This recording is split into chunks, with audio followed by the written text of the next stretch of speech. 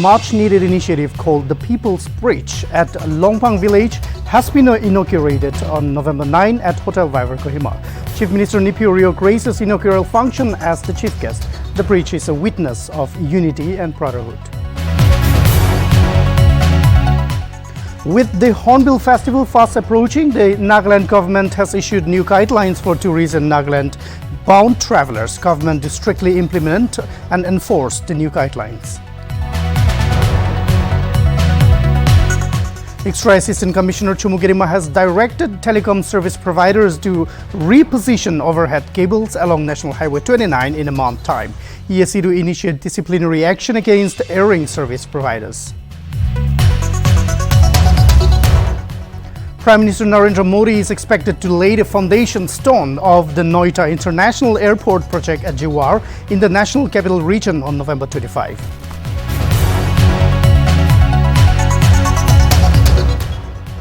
The Cabinet Committee on Parliamentary Affairs (CCPA) has recommended that the winter session of Parliament be held from November 29 to December 23rd.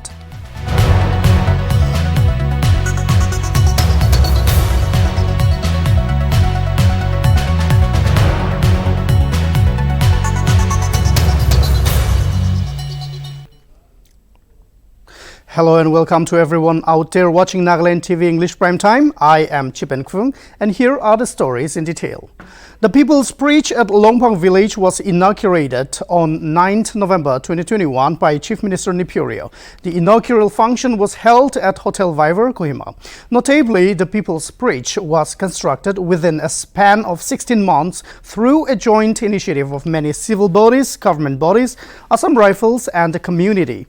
General Secretary NBCC Reverend Zilu graced the ceremony and said the dedicatory prayer.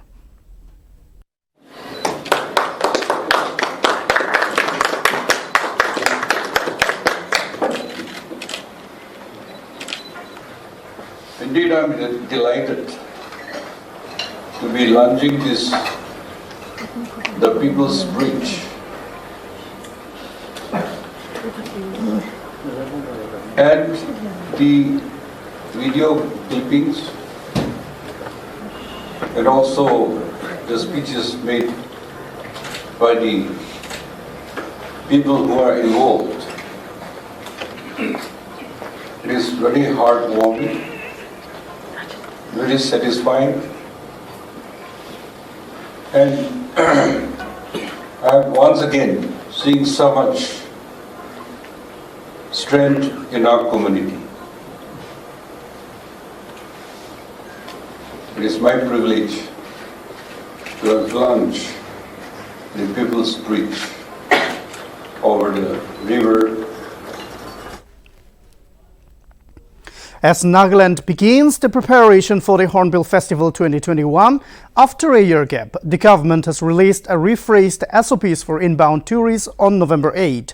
Considering the progress in the state's COVID situation and better coverage of vaccination, a suppress standard operating procedure SOP was issued by the state government. Chief Secretary J. Alam stated that the new SOP will apply from November 11 till further notice. Following the updated SOP, compulsory COVID-19 screening test for in-pouring tourists at all the 8 entry points must be conducted.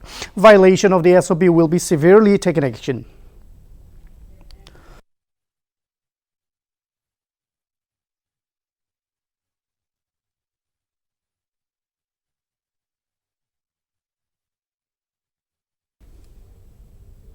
An unidentified dead body of a non-local male was located near the civil hospital gate on November 3rd at about 7:30 p.m. The Commissioner of Police, Dimapur, issued a notice concerning the identity of the deceased 40-year-old male on November 9. The news about the deceased was received at a police station from the general public. After proper investigation, the patrol police discovered that the dead body.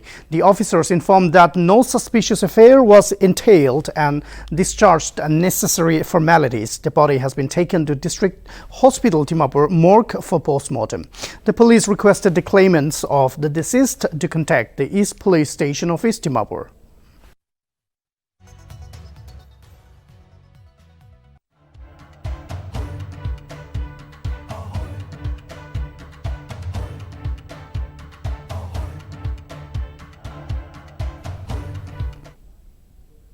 Telecom service providers in Nagaland have been directed to reposition overhead cables along the National Highway 29 in a month time. Extra Assistant Commissioner Chumugirima Seikritio Solo has demanded that overhanging cables along the NH29 from Purana Bazaar to neighboring areas of Chumugirima, Dimapur be rectified and fixed at the earliest. ESC cautioned that disciplinary action shall be taken against negligent service providers. He remarked that the chaotic condition of the overhead cable wires were aggravating the locals.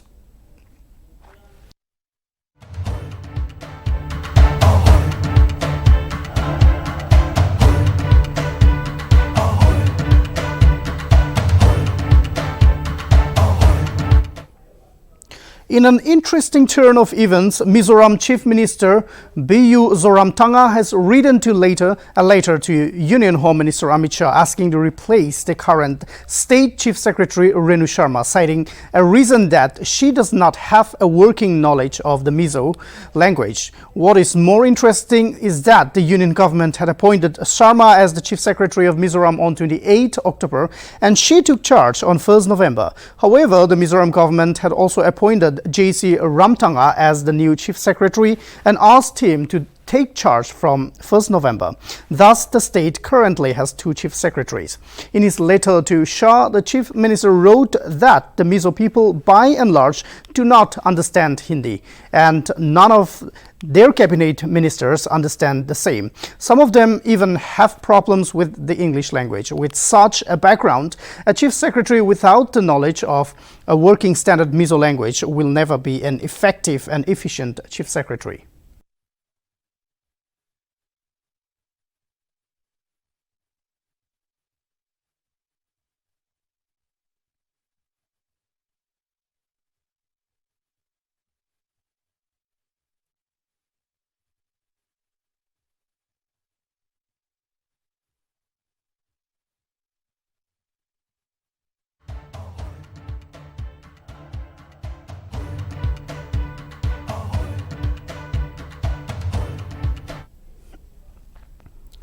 "20 liters of counterfeit Bailey packaged drinking water was seized by Nunmati police on November 9. City police lodged an FIR against the crook, as well as confiscated his car with jars of duplicate mineral water. The arrested racketeer revealed that Muhammad Abdul Karim was the mastermind behind the manufacture and sale of fake stocks. He spilled that the mass production of packaged drinking water was carried out at a factory of Nizara plant located at Salbari, Guwahati. Police called for vigilance among consumers and check for a hologram neck seal before buying such products.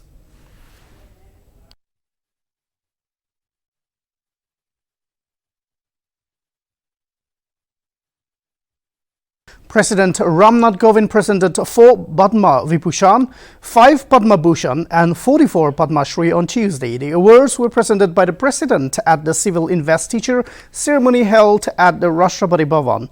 In view of the COVID-19 pandemic situation, the presentation of the awards were held in 2 parts. The second would take place at 5 p.m.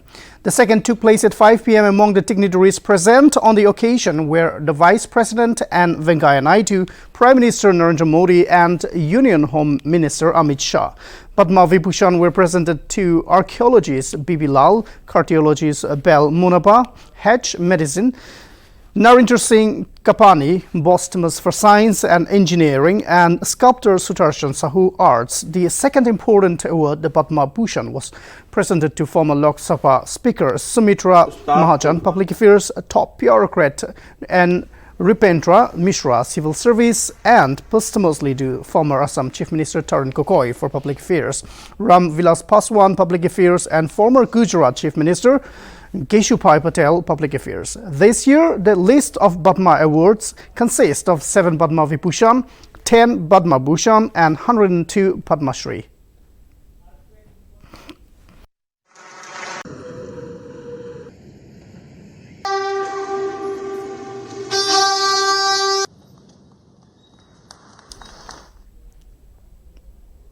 An earthquake of magnitude 3.8 rocked Shirui area of Manipur's Ukhrul district on November 9. Reportedly, the tremor was felt at around 9:47 a.m. following the 4.4 hit on November 8.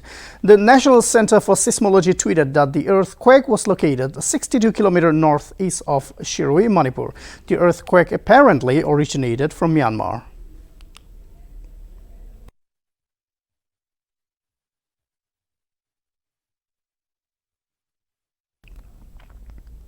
The Cabinet Committee on Parliamentary Affairs, CCPA, has recommended that the winter session of the Parliament be held from November 29 to December 23. Both Rajya Sabha and Lok Sabha will have simultaneous sitting, but with COVID-19 protocols in place. The session is likely to have 19 sittings. Winter session was cancelled last year due to the pandemic, but Parliament met for budget session and monsoon session this year, with the opposition demanding a debate on the Picasso's snooping allegations and repeal of 3 farm laws in the previous session. Both issues are likely to come up in the winter session as well. The session will also be held in the backdrop of the ruling BJP and the opposition Congress, along with regional parties, preparing for the elections in 5 states early next year.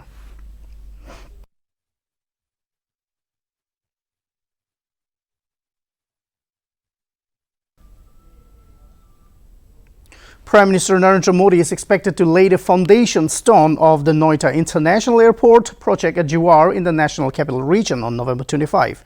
Preparations have already started for a grand event that will be attended by Uttar Pradesh Chief Minister Yogi Adityanath, and the Chief Minister has reportedly instructed Noida International Airport Limited, the nodal agency implementing the ambitious infrastructure project, to prepare for the event.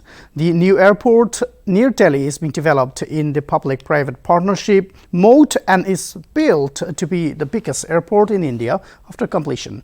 It will be developed in 4 phases, with the complete project estimated to cost around rupees 30,000 crore. The airport will be the first net zero emissions airport in its class. Noida International Airport is touted to be Asia's biggest airport.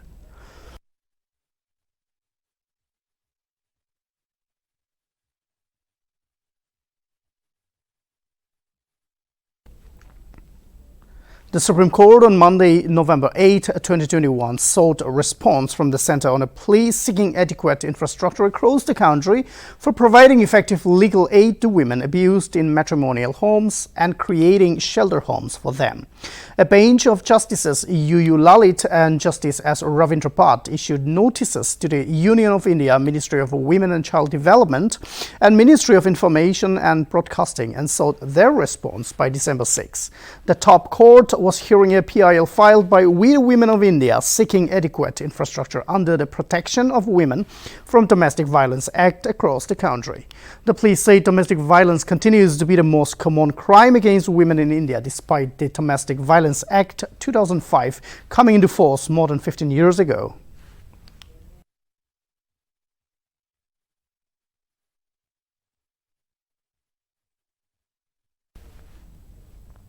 Delhi Environment Minister Gopal Rai held a meeting with different pollution control bodies on November 9 at Delhi Secretariat. In the meeting, the environment bodies discussed about measures to mitigate the severe air quality of Delhi following Diwali. It was announced that the severity of Delhi's overall air quality continues to remain for the 3rd consecutive day. According to System of Air Quality and Weather Forecasting and Research, SAFAR, the air quality index AQI is standing at 432. The Delhi government has deployed 114 tankers for sprinkling water to reduce air pollution.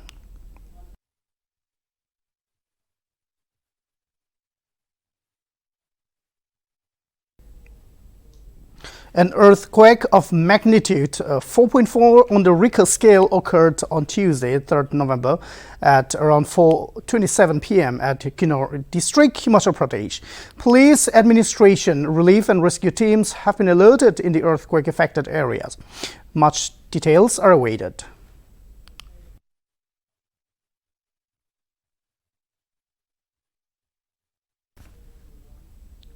Madras High Court on Tuesday warned the Greater Chennai Corporation GCC on flooding in Chennai. The court says it would take up a suo motu public interest litigation petition if the situation does not improve.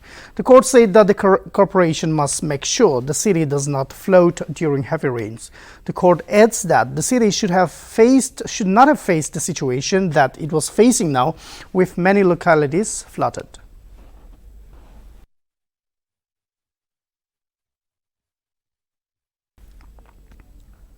A children's ward of Kamala Nehru Hospital caught fire on Monday at Bhopal. 4 infants lost their lives in the incident. Speaking on the incident, CM Shivraj Singh Chauhan said that a probe has been ordered into the incident. He also said that this was a case of criminal negligence and strict action would be taken against those found guilty.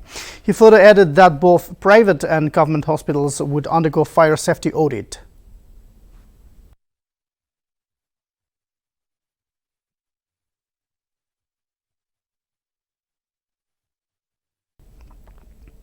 India is all set to host a regional security dialogue on Afghanistan in New Delhi. Ajit Doval to chair the NSL-level meeting on November 10, 2021.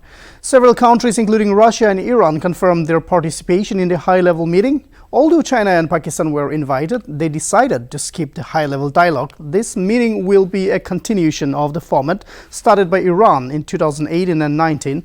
This time, the dialogue would also see the highest participation of 7 nations.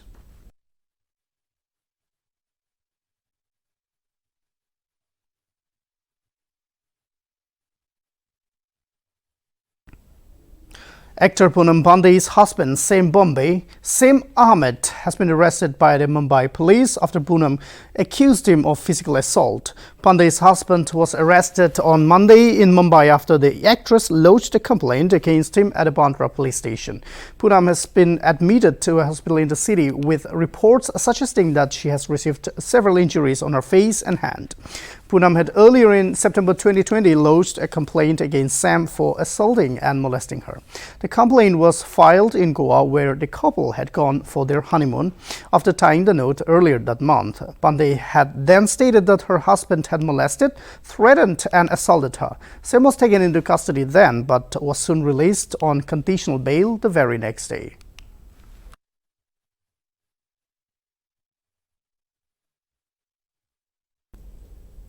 And that's all we have for you now. For more news and updates, keep watching Nltv. This is Chibin Kwung signing off.